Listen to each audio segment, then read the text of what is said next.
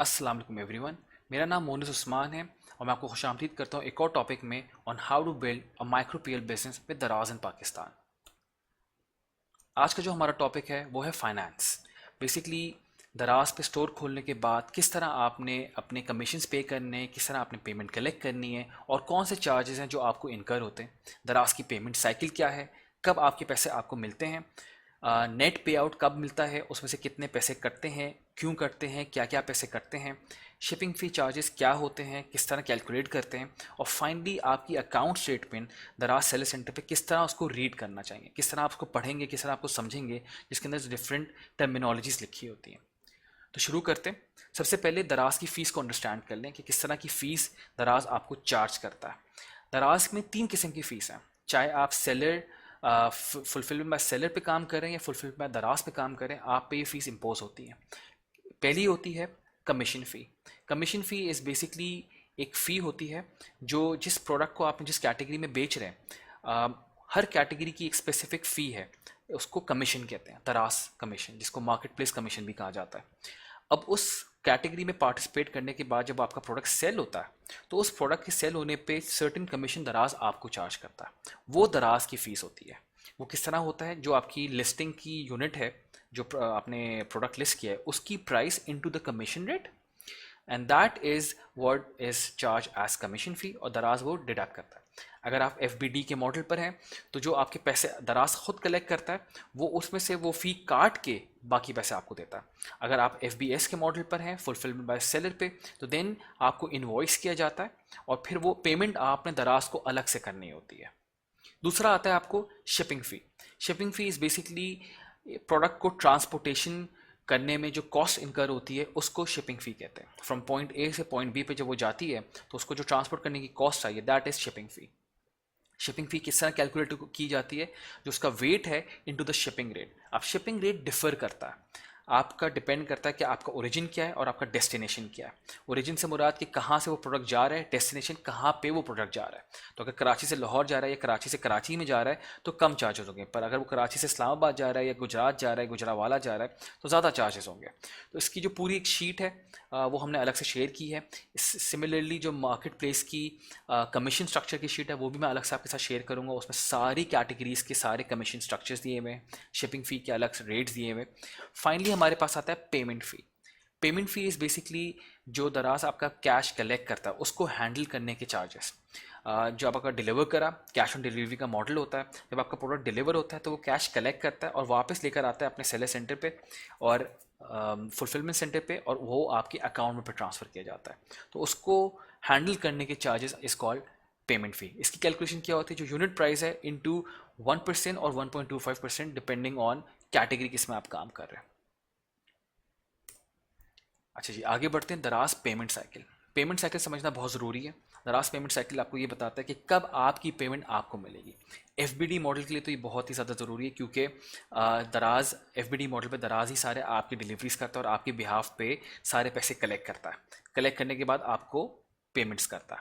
अब महीने में इनकी 2 पेमेंट्स होती हैं, बाय मंथली बेसिस पे ये लोग पेमेंट्स करते हैं। पहली जो होती है वो फर्स्ट जो 15 डेज़ की होती है, और सेकंड जो होती है लेटर 15 डेज़ की होती है।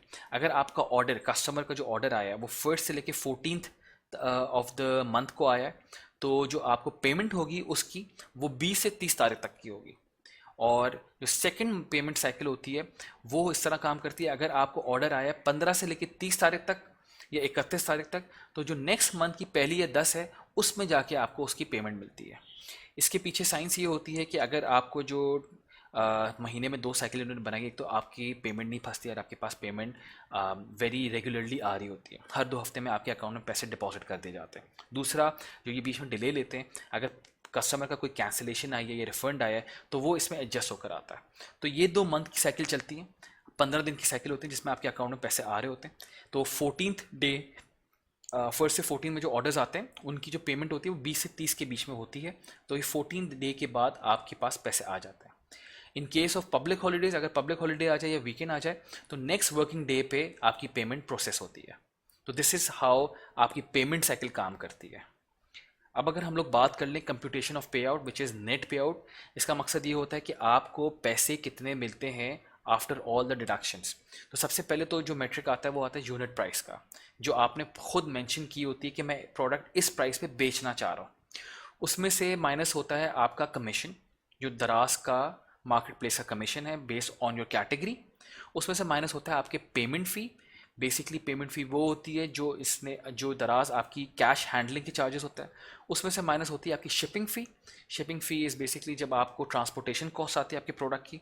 And finally VAT which is a tax, value added tax आपका डिडक्ट होता है based on the commission and the shipping fee जो आपको चार्ज हुई है।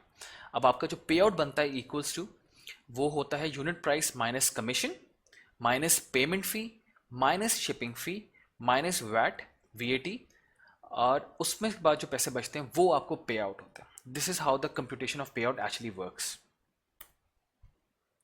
फिर हम लोग बात कर लेते हैं शिपिंग फ़ी चार्जेस की। अब शिपिंग फ़ी चार्जेस किस तरह चलते हैं और ये किस तरह काम करते हैं। अब देखिए, डिपेंड करता है कि आपका प्रोडक्ट आप कहाँ पे रिसाइड करते हैं, आपका प्रोडक्ट कौन से वेयर हाउस में, कौन से शहर में है। कराची, लाहौर, इस्लामाबाद में वेयर हाउस होने का फ़ायदा ये है कि आप अपना प्रोडक्ट जो है तीनों वेयर हाउस में रखवा सकते हैं। इससे बायर को शिपिंग फ़ी कम चार्ज होती है। जो बायर को शिपिंग फ़ी चार्ज होती है FBD के मॉडल में, वो डिपेंड करता है कि उसका वेट क्या है, उसका साइज़ क्या है, उस पर वो डिपेंड करता है। दराज जो भी खुद से डिलीवर करता है उस पर आपको शिपिंग फ़ी चार्ज करता है, पर वो शिपिंग फ़ी जो चार्ज होती है वो कस्टमर को चार्ज होती है। जब आप अपना प्रोडक्ट अपलोड करते हैं FBD के मॉडल में, तो वहाँ पे आप शिपिंग फ़ी नहीं डालते, आप सिर्फ यूनिट प्राइस डालते हैं, और यूनिट प्राइस के ऊपर शिपिंग फ़ी दराज खुद चार्ज करता है। और वहाँ पे जो बायर होता है, बायर को एक्चुअल प्राइस के ऊपर शिपिंग फ़ी लग रही होती है, वो उसको देखता है, एक्सेप्ट करता है, और वो शिपिंग फ़ी विद बायर पे करता है। सेलर को पे नहीं करनी पड़ती है, बायर को वो चार्ज होती है। डिपेंड करता है उसका वेट कितना है, डिपेंड करता है उसकी डेस्टिनेशन कितनी है, दूर है, करीब है, कहाँ से जा रहा है, कहाँ को आ रहा है। नीचे मैंने एक सैम्पल बनाया है, यहाँ पे ये आपको बता रहा है कि डेस्टिनेशन कराची है, यानी जाने वाली जगह जो है वो कराची है, लेकिन ओरिजिन कहाँ से वो चल रही है। कराची से अगर चल रही है और उसका आधे kg का वेट है तो वो 45 रुपीज़ का चार्ज पड़ेगा। पर अगर वो कराची ही जा रही है और कराची से चल रही है और उसका वेट 10 kg है या 10 से 18 kg है, तो जो चार्जेस होंगे वो 429 रुपये। इसी तरह अगर वो जा रहा है कराची फ्रॉम सखर और उसका वेट है 1 kg, तो 109 रुपये आपको चार्ज पड़ते हैं। तो this is how the shipping fee charges calculate. लेकिन हर सिटी का डिफरेंट रेट है, उसके लिए एक पूरा शिपिंग फ़ी रेट चार्ट मैंने बनाया है, वो अलग से आपके साथ शेयर करेंगे। उसमें आप देख सकते हैं कि आपका ओरिजिन और डेस्टिनेशन की बेस पे कितना आपको चार्ज पड़ेगा on the basis of weight as well. अब हम लोग बात करते हैं कि आपकी जो अकाउंट स्टेटमेंट है वो उसको किस तरह देखना है, वो किस तरह नज़र आती है, किस तरह उसको एक्सेस करते हैं, उसमें कौन कौन से डिफरेंट चीज़ें जो आपको देखनी पड़ती हैं, समझने की ज़रूरत है, और टर्मिनोलॉजीज़ क्या क्या है। एक लाइव अकाउंट स्टेटमेंट देखते हैं। दराज सर्विस सेंटर पे आप लॉगिन करते हैं। लॉगिन करने के बाद आपके पास यहाँ पे टॉपिक आ रहा होता है, लेफ्ट हैंड साइड पे आपके मेन्यू में आ रहा होता है फाइनेंस। आप फाइनेंस पे क्लिक करते हैं तो आपके पास ड्रॉप डाउन में अकाउंट स्टेटमेंट्स आता है, ऑर्डर ओवरव्यू और ट्रांजैक्शन ओवरव्यू आता है। आप यहाँ से सेलेक्ट करते हैं account statements. Account statement select करने के बाद आपके पास पीरियड आ जाता है कि कौन से ड्यूरेशन का आप देखना चाह रहे हैं। आप इस पर ड्रॉप डाउन पर क्लिक करते हैं और यहाँ पे आपके पास सारे 15 दिन के जो पीरियड्स हैं वो नज़र आ रहे होते हैं। अब जैसे ये है, टॉप पे आ रहा है 15 जुलाई से 31 जुलाई, या उससे पहले 1 जुलाई से 14 जुलाई। तो हम लोग लेटेस्ट लेते हैं। लेटेस्ट सेलेक्ट करने के बाद आपकी यहाँ पे स्टेटमेंट अपेयर होती है। ये अभी नॉट पेड आ रही है, यहाँ पे इसको पढ़ना मैं आपको सिखा देता हूँ। Opening balance from previous statement is zero, यानी मेरे पिछले जो था वो सारा क्लियर है, अभी जो फॉरवर्ड हुआ है वो जीरो है। आइटम चार्जेस जो मैंने चार्जेस हुए थे, जो मैंने यूनिट प्राइस चार्ज की थी कस्टमर्स को, वो टोटल बनी है 8,80,727 रुपये। उसमें से क्लेम्स ज़ीरो है। अदर क्रेडिट जो है ये ऐड हो रहे हैं, जो ये पेमेंट कलेक्ट की है बायर से, विच इज़ 8,487 रुपीज़। दराज फीस माइनस हो रही है और उसके अलावा VAT भी माइनस हो रहा है। तो जो पॉजिटिव में फिगर्स हैं वो ऐड होती हैं, और जो नेगेटिव में फिगर्स हैं वो उसमें से माइनस होके जो आपको सब टोटल आ रहा है वो आ रहा है 8,30,909 रुपीज़ 70 पैसे। ये मेरे अकाउंट में डिपॉजिट होंगे। क्योंकि 15 तारीख का मैंने जनरेट किया, तो ये 20 से 30 तारीख के बीच में महीने की मेरे अकाउंट में डिपॉजिट हो जाएंगे, और फिर मेरी उस ड्यूरेशन में जो ऑर्डर्स आ रहे होंगे वो नेक्स्ट साइकिल में चले जाते हैं। अब यहाँ पे जो ये टर्म्स लिखी हुई हैं, item charges, claims, other credit, दराज फीस, ये जो है यहाँ पे एरो पे आप क्लिक करते हैं तो ड्रॉप डाउन खुल जाता है और आपको सारे चार्जेस के ब्रेक डाउन दिखाता है। ब्रेक डाउन पे जो टर्मिनोलॉजीज़ हैं वो समझना बहुत ज़रूरी है, क्योंकि बहुत डिफ़िकल्ट टर्मिनोलॉजीज़ लिखी होती हैं।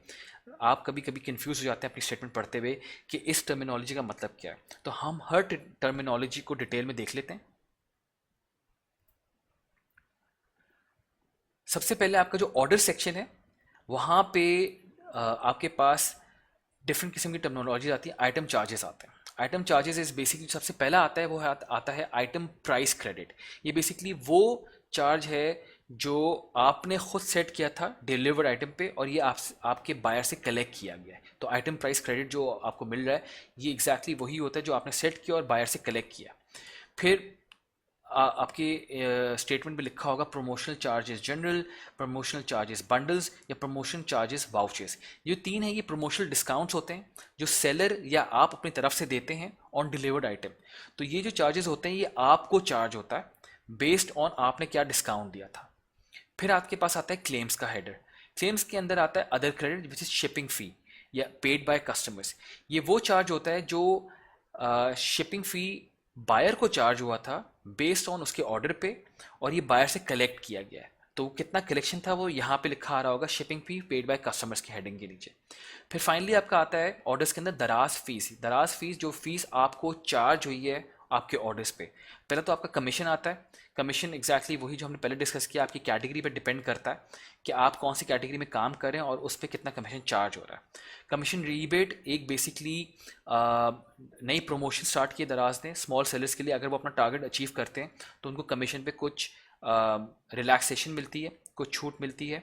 वो हम पे अप्लाई नहीं करती, वो बहुत छोटे सेलर्स पे अप्लाई करती है, just a promotional offer.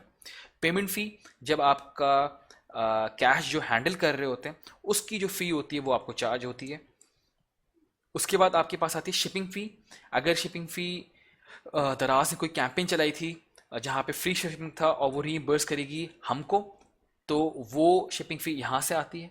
Automatic shipping fee जो चार्ज होती है सेलर को। अगर कोई फ़ीस ऐसी है जहाँ पे सेलर को चार्ज हुई है तो वो यहाँ पे दराज फीस में डिडक्ट होती है। आगे हम डिस्कस करते हैं रिफंड्स के बारे में। रिफंड्स के अंदर डिफरेंट टर्मिनोलॉजीज आती हैं। सबसे पहले आता है दराज फीस। अब यहाँ पे रिफंड्स का मकसद है कि प्रोडक्ट्स जो आपको रिटर्न हो रहे हैं, रिटर्न होने में जो चीज़ें आपको टर्मिनोलॉजीज आपको फेस करनी पड़ेंगी वो इस तरह की आएंगी। जहाँ पे आपके पास आता है reversal commission. Reversal is basically commission, जब आपका रिफंड होता है तो ये कमीशन आपको रिवर्स कर देते हैं। एडजस्टमेंट कमीशन या एडजस्टमेंट पेमेंट फ़ी, ये बेसिकली वो फीस होती है जो मिस कैलकुलेट हो जाती है बाय मिस्टेकन। आपको अगर डिलीवरी मार्क हो गई थी या कैश हैंडलिंग फ़ी में कोई मिस्टेक हो गई थी तो ये आपको रिवर्स कर देते हैं। फाइनली पेमेंट फ़ी क्रेडिट। पेमेंट फ़ी क्रेडिट तब होता है अगर आपका प्रोडक्ट रिटर्न हुआ और जो प्रोडक्ट को हैंडल करने के चार्जेस थे वो आपको वापस कर देते हैं। क्लेम्स में आ जाता है लॉस एंड डैमेज क्लेम्स और other claims. Loss and damage claims होता है जब जो पेमेंट आपकी डैमेज आइटम्स या एफबीडी के मॉडल पे जो आपकी इन्वेंट्री रखी थी वो खो जाती है या वो डैमेज हो जाती है तो वो आप क्लेम करते हैं, तो वो लिखा आएगा लॉस एंड डैमेज क्लेम्स और वो आपको रिफंड होती है। अदर क्लेम्स एंड रिटर्न, अगर सिर्फ आपकी पेमेंट डैमेज आइटम्स की है तो वो यहाँ पे अगर आप फुलफिलमेंट बाय सेलर पे काम करते हैं, एफबीएस पे काम करते हैं और आपका आइटम रिटर्न होता है तो वो डायरेक्ट दराज के वेयर हाउस जाता है, तो उसकी जो क्लेम फ़ी है वो यहाँ से नेगेटिव हो जाती है। फिर आता है आपका आइटम चार्जेस। आइटम चार्जेस में आपके पास है रिवर्सल आइटम प्राइस। बेसिकली जो रिफंड में आइटम चार्जेस है, रिवर्सल आइटम प्राइस में जो आपकी यूनिट प्राइस है अगर वो रिटर्न होता है तो ये आपको रिवर्सल लगता है। एडजस्टमेंट आइटम चेंज, अगर आपका आइटम जो डिलीवर हुआ है वो मिस्टेकनली मार्क कैंसिल हो जाता है या डिलीवर हो जाता है, डिलीवरी उसकी फेल हो जाती है तो उसको एडजस्टमेंट होके वो आपको चेंज वापस मिलता है। फिर आता है आपका again reversal promotion charges general, reversal promotion charges vouchers. ये वो वाउचर्स हैं जो दराज ने, जो सेलर ने अपने प्रोडक्ट्स पे डिस्काउंट दिए थे आगे, लेकिन क्योंकि अब रिफंड हो गया तो ये रिवर्सल हो जाता है और ये चार्जेस आपसे वापस हट के आपको जो चार्जेस लगे होते हैं वो आपको वापस रिफंड हो जाते हैं। पेनल्टीज़ बहुत इंपॉर्टेंट है। Fake RTS, ready to ship, लेकिन ये सिर्फ काम करता है फुलफिलमेंट बाय सेलर के मॉडल पे। अगर आपने फेक ऑर्डर्स डाले हैं और आपका सिस्टम डिटेक्ट कर लेता है तो आपको उस पर पेनल्टी चार्ज होती है। अगर ये पेनल्टी गलत चार्ज हुई थी तो ये आपको रिटर्न कर देते हैं। रॉन्ग गुड्स डिलीवर्ड, ये पेनल्टी होती है फॉर गलत आइटम अगर आपने डिलीवर कर दिया है, आपने बाय मिस्टेक गलत आइटम आपका डिलीवर हो गया है। एफबीडी पे ये अप्लाई नहीं करता, एफबीएस पे अप्लाई करता है। अदर्स एडजस्टमेंट्स, अगर कोई और कमीशन का रिवर्सल हुआ है, मिस्टेकनली आपको ज़्यादा चार्ज हो गए, तो आपको इसमें एडजस्टमेंट होती है। अदर डेबिट्स, अदर प्राइस के कोई अगर गलती से कोई भी आपको चार्जेस आ जाते हैं तो वो यहाँ से रिटर्न होते हैं, तो अदर डेबिट्स के रिटर्न्स के हेडर के नीचे आते हैं। फाइनली हमारे पास जो थर्ड हेडर आता है वो आता है 3PL services and other services section. 3PL से मतलब होता है third party logistics. Third party logistics are basically Daraz के अलावा जो आप डिलीवरी ऑप्ट करते हैं, जिसमें आपका अपना डिलीवरी मॉडल आ सकता है। दूसरे जो मॉडल्स काम करें पाकिस्तान में, जिसमें TCS आता है, ब्लू एक्स आता है, और भी बहुत सारे लेपर्ड्स आता है, बहुत सारे डिलीवरी पार्टनर्स, अगर आप उनके साथ काम करें और वो रिटर्न हुआ है तो उसकी जो कैश हैंडलिंग फ़ी थी वो रिवर्सल हो जाती है। उसके अलावा वो एडजस्टमेंट अदर्स के अंदर आता है। अदर सर्विसेज, अगर एडजस्टमेंट अदर्स है, जैसे लॉस एंड डैमेज आइटम्स आ गया आपके एफबीडी मॉडल पे, एफबीडी आइटम पे, तो वो आपको एडजस्टमेंट होकर आती है। अदर सर्विस फ़ी, अगर आपकी जो स्टोरेज फ़ी है वो डिडक्ट होती है आपके पे आउट से, और वो अदर सर्विस फ़ी में लग कर आती है। तो इस तरह आपकी मैंने तीनों जो हेडर से मैं आपको एक्सप्लेन किया कि आप अपनी स्टेटमेंट कैसे पढ़ते हैं, क्या आपको चार्जेस लगते हैं, क्या आपको कमीशन लगते हैं, क्या आपके पे आउट्स होते हैं और कब कब आपके पे आउट्स होते हैं। Thank you very much. अगर आपके कोई सवाल हैं तो you can get in touch इसी कम्युनिटी के थ्रू, और मैं आपके सवाल को जवाब वहाँ पे दे सकता हूँ। अब जो हमारा नेक्स्ट टॉपिक है वो again very interesting, seller ratings and reviews, dos and don'ts on Daraz. क्या चीज़ें हैं जो आपको रेटिंग्स देती हैं और आपको रिव्यूज़ देती हैं, और क्या करना चाहिए और क्या नहीं करना चाहिए, तो ये हम लोग नेक्स्ट टॉपिक में डिस्कस करेंगे। Thank you very much. अल्लाह हाफिज़।